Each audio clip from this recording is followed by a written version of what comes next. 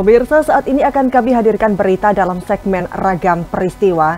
Tim penyidik Kejaksaan Negeri atau Kejari Ngawi terus mengembangkan kasus dugaan gratifikasi dan manipulasi penerimaan pajak daerah.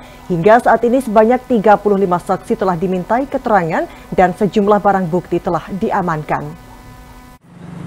Kejaksaan Negeri Ngawi terus mendalami perkara dugaan korupsi berupa gratifikasi dan manipulasi penerimaan pajak daerah dalam pengadaan lahan pembangunan pabrik mainan.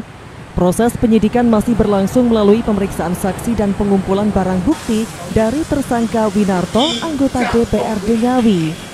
Kasipitsus Kejari Ngawi Eriksa Ricardo menyatakan bahwa setelah penetapan tersangka, penyidik terus melakukan pemeriksaan terhadap para saksi dan mencari alat bukti tambahan, termasuk melalui penggeledahan di sejumlah lokasi, baik di rumah pribadi maupun tempat kerja tersangka. Dijelaskannya, penyidik tidak hanya memeriksa saksi dari pihak penjual tanah, tetapi juga dari beberapa organisasi perangkat daerah atau OPD yang terkait dengan perkara ini di lingkungan Pemkab Ngawi. Secara keseluruhan sudah 35 orang saksi yang diperiksa, serta sejumlah barang bukti berupa kendaraan roda 2 dan roda 4 yang diamankan dari saksi maupun tersangka. Eriksa menambahkan jika dalam pengembangan kasus ini masih dibutuhkan alat bukti tambahan dan proses penyidikan belum selesai, maka masa penahanan terhadap tersangka akan diperpanjang. Sampai dalam kasus ini kami masih memeriksa saksi-saksi dan masih mengumpulkan alat-alat bukti. Jadi ini kan sudah 15 hari penetapan tersangka dan masuk tahanan jaksa ya. Itu nanti kan sampai 20 hari. Kemungkinan ada perpanjangan.